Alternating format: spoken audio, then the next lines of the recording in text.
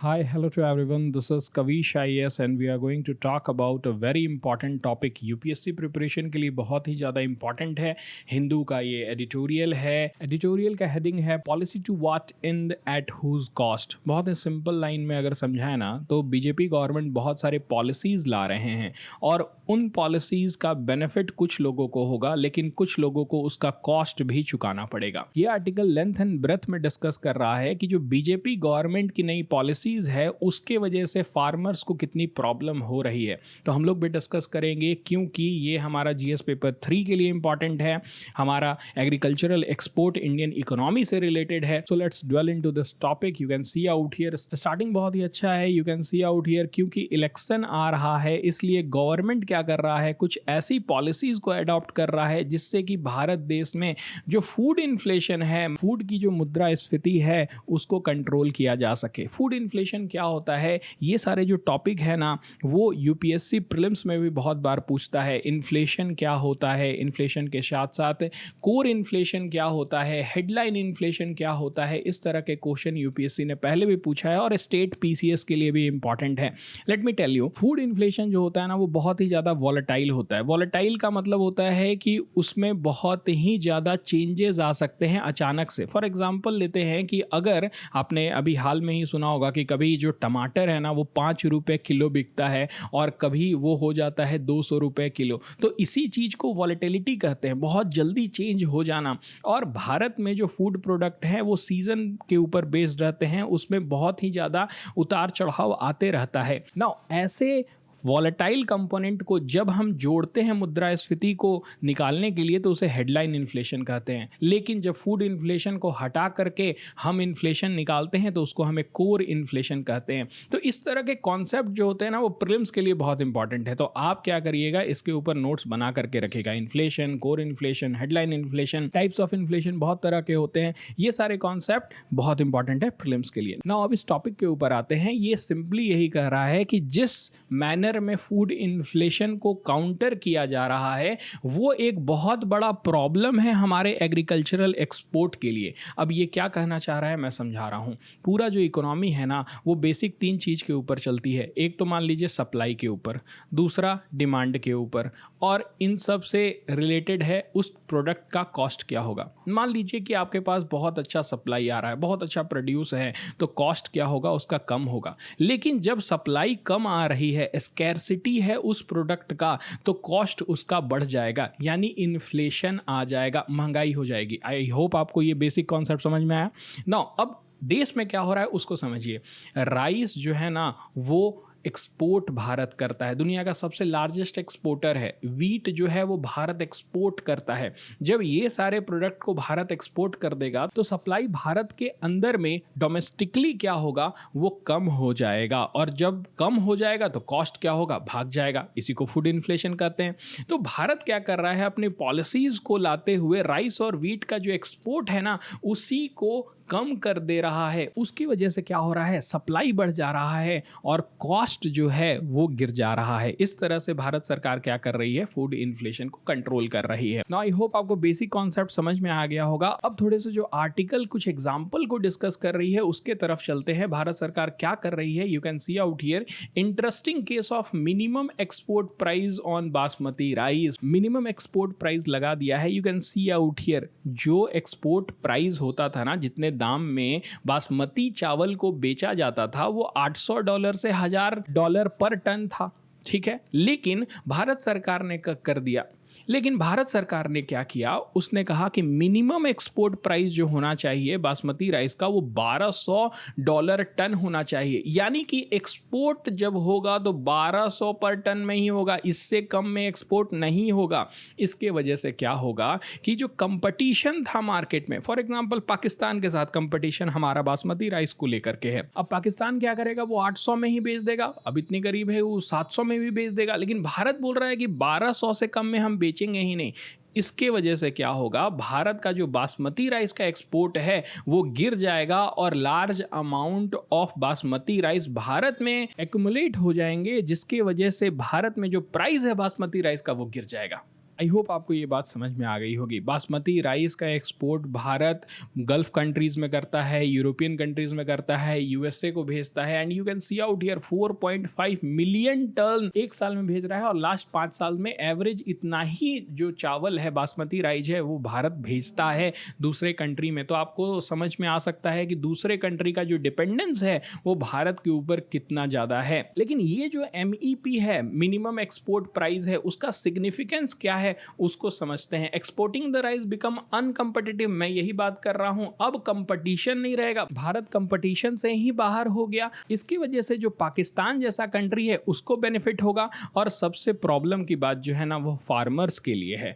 Farmers को ज़्यादा पैसे नहीं मिलेंगे, उन्हें कम दाम में अपने बासमती राइस जो है वो भारत में ही बेचना पड़ेगा, क्योंकि एक्सपोर्ट सेक्टर जो है ना वो बहुत ही ल्यूक्रेटिव सेक्टर है, उससे बहुत ही अच्छा कमाई होता है फार्मर्स को और एक्सपोर्ट ट्रेडर्स को। पर बेनिफिट किसको होगा? बेनिफिट उन अर्बन मिडिल क्लास लोगों को होगा जो कि बासमती राइस खाते हैं, क्योंकि ऑफ कोर्स बासमती राइस का जो प्राइस होगा इस देश में वो कम हो जाएगा। नाउ क्या राइस के ऊपर ही सिर्फ और सिर्फ बैन है? तो नहीं, बहुत सारे रिस्ट्रिक्टिव पॉलिसीज गवर्नमेंट लगा रही है जिससे कि फूड इन्फ्लेशन जो है ना वो कंट्रोल में हो जाए। सिर्फ राइस ही नहीं है, वीट के ऊपर भी भारत ने एक्सपोर्ट बैन कर दिया था। उसके साथ साथ ओनियन के ऊपर 40% एक्सपोर्ट ड्यूटी लगा दिया गया है। और बासमती के साथ साथ नन बासमती वाइट राइस, जो कि बहुत ही मुश्किल हो जाएगा अफ्रीकन कंट्रीज के लिए, क्योंकि वो लोग नन बासमती वाइट राइस ही खाते हैं। पारबॉइल्ड राइस है या फिर ब्रोकन राइस है, उन सब के ऊपर भी रिस्ट्रिक्शन लगा दिया गया है।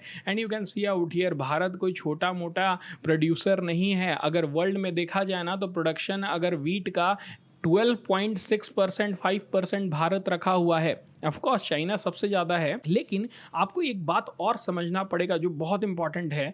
वर्ल्ड में रशिया और यूक्रेन का युद्ध के वजह से बहुत ही ज़्यादा वीट के ऊपर क्राइसिस हो गया है। You can see out here, Russia जो है वो तकरीबन 8% और यूक्रेन जो है वो तकरीबन 4%, यानी मिला करके 12-13% जो वर्ल्ड का वीट प्रोडक्शन है ना वो ये दोनों कंट्रीज करते हैं। और जब यहाँ पर वार हो रहा है उसकी वजह से वीट का जो प्रोडक्शन है या जो ट्रांसपोर्टेशन है उसके ऊपर बहुत बड़ा प्रभाव पड़ा है। और वर्ल्ड में वीट को लेकर के बहुत ही ज़्यादा मारामारी स्टार्ट हो गई है। तो वीट के प्राइसेस वर्ल्ड में भाग रहे हैं और पूरा वर्ल्ड को अपने ब्रेड के लिए वीट चाहिए। और भारत भी उसमें क्या कर रहा है, अपना वीट का एक्सपोर्ट को बैन कर दे रहा है, यानी कि पूरे ग्लोबल लेवल में वीट का प्राइस जो है वो बढ़ेगा ना। और जो कॉन्सिक्वेंसेस होता है उसको भी देख लेते हैं। You can see out here, rice की वजह से क्या होगा। It is well known that India is the largest exporter of rice in the world, accounting for 40% global export.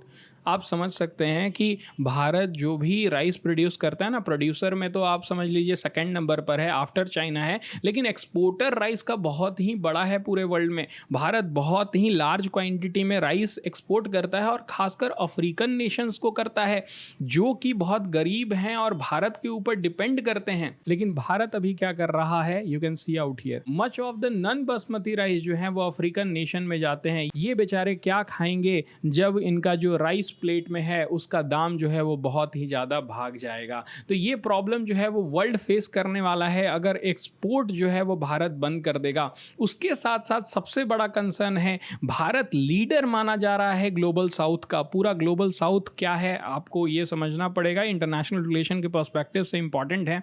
Bharat global south का लीडर है। ये सारे कंट्री जो आप देख रहे हैं ना जो कलर्ड में है वो ग्लोबल साउथ है। ये पूरा रीजन ग्लोबल साउथ में आ जाता है और इसका लीडर भारत को माना जा रहा है। और भारत का ये दायित्व है कि इन सारे देशों के जो मुद्दे हैं उसको उठाया जाए, जैसे भारत अभी तक करते हुए आ रहा है। कोविड-19 के समय में भारत ने ही ये सारे अफ्रीकन नेशंस को बहुत ही ज़्यादा मदद किया था। नाउ अब जब वर्ल्ड में इन्फ्लेशन इतना ज़्यादा बढ़ रहा है, भारत अगर एक्सपोर्ट के ऊपर बैन कर देगा तो उसके वजह से इन सारे जो कंट्रीज़ हैं, जो अंडर डेवलप्ड कंट्रीज़ हैं, जो कि भारत के ऊपर निर्भर रहते हैं फूड को लेकर के, उनको बहुत ही बड़ा प्राइस चुकाना पड़ेगा। लेकिन भारत की भी बहुत सारी प्रॉब्लम है। भारत नहीं इन्फ्लेशन को बहुत ज़्यादा बढ़ने दे सकता है, क्योंकि आपको एक बेसिक पॉइंट बताते हैं कि भारत 2% से लेकर के 6% के बीच में ही इन्फ्लेशन रखेगा। इसको कहते हैं इन्फ्लेशन टारगेटिंग।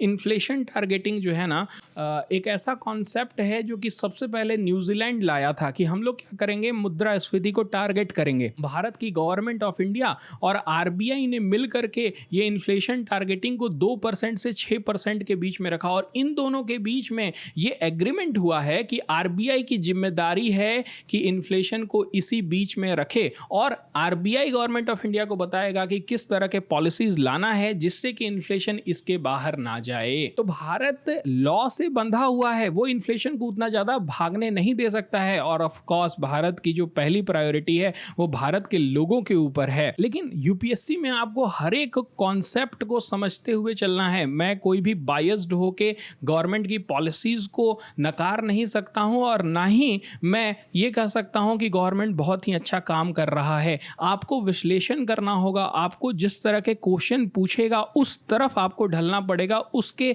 सपोर्ट में या अगेंस्ट में आपको वो हर पॉइंट लिखना पड़ेगा जो कि इंपॉर्टेंट है। You can see out here, जो यहां पर आर्टिकल बोल रहा है वो ये कह रहा है कि इंडिया का जो एग्रीकल्चरल एक्सपोर्ट है ना वो बहुत ही ज़्यादा प्रभावित होगा इस तरह के एक्सपोर्ट बैन करने से। आप देखिए यहाँ पर क्या दिखाई दे रहा है कि 2021-22 में भारत का जो एक्सपोर्ट था ना एग्रीकल्चर का वो $50 बिलियन था। अब इससे हमारा फॉरेक्स रिजर्व जो है, जिसको विदेशी मुद्रा भंडार कहते हैं, वो बहुत ही अच्छी तरह से भरेगा अगर भारत क्या करेगा, एग्रीकल्चरल एक्सपोर्ट करेगा। लेकिन ये एग्रीकल्चरल एक्सपोर्ट आप देखिए कहाँ पहुंच गया है 2022-23 में 19.7, यानी कि भारत का फॉरेक्स रिजर्व जो है वो कम होगा। भारत का कुछ एक्सपेक्टेशन था कि आने वाले समय में हम लोग क्या कर देंगे, डबल कर देंगे अपना एग्रीकल्चरल एक्सपोर्ट, $60 बिलियन तक पहुंचा देंगे। लेकिन इसके ऊपर आप देख सकते हैं कि क्या असर पड़ा है। इसके बहुत सारे रीजन है। ऑफ कोर्स रशिया यूक्रेन का वार जो है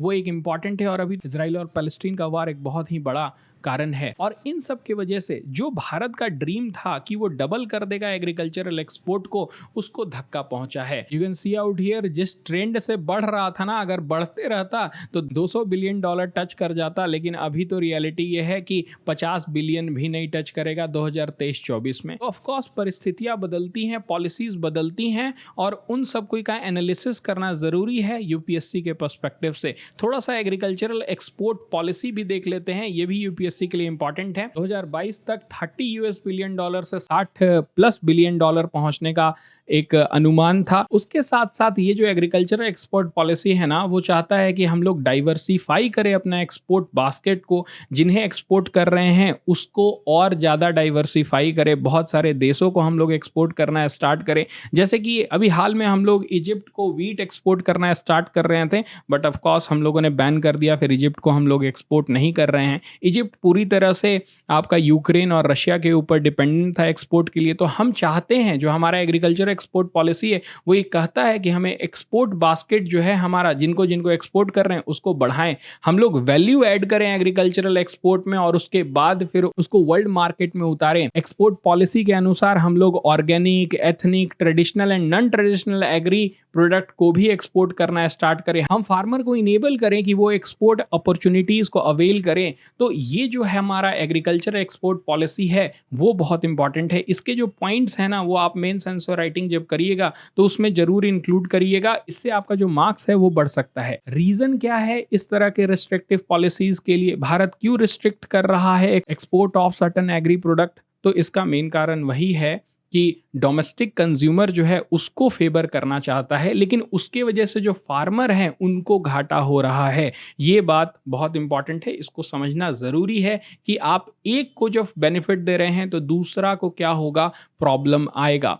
वे फॉरवर्ड क्या है? वे फॉरवर्ड ये है कि हमें डोमेस्टिक कंज्यूमर को तो हेल्प करना है, लेकिन हमें चूज़ करना होगा कि कौन से डोमेस्टिक कंज्यूमर को। हम ज़्यादातर उन्हीं लोगों को हेल्प कर सकते हैं जो मल्टी डायमेंशनल पॉवर्टी लाइन के अंदर हैं। 15% का जो हमारा हिस्सा है पॉपुलेशन का जो कि पॉवर्टी स्ट्रक है, जो कि बेरोजगार है, उनको हम लोगों को कैटर करना होगा। उसके साथ साथ हमें इन्वेस्टमेंट करना पड़ेगा, R&D करना पड़ेगा। मैंने आपको पहले भी बताया है कि टेक्नोलॉजी हर चीज़ में जोड़ दीजिए, हमें टेक का यूज करना पड़ेगा, हमें रिसर्च एंड डेवलपमेंट करना पड़ेगा सीड में, इरिगेशन में, फर्टिलाइजर में, ताकि हमारा जो प्रोड्यूस है वो और ज्यादा बढ़ सके और हम वर्ल्ड को भी कैटर कर सके, साथ साथ में भारत की भी जो ज़रूरतें हैं उसको पहले पूरा कर सकें। तो उसके लिए हमें मैसिव इन्वेस्टमेंट करना पड़ेगा अपने R&D में, और प्रोडक्शन को हमें बढ़ाना पड़ेगा। ये थोड़ा सा चिंताजनक पॉइंट है। आप जानते हैं हम लोग सिर्फ 0.5% अपने GDP का ना एग्रीकल्चर में इन्वेस्ट करते हैं, जो कि बहुत ही स्मॉल अमाउंट है। इतना स्मॉल अमाउंट से किस तरह से हम ग्लोबल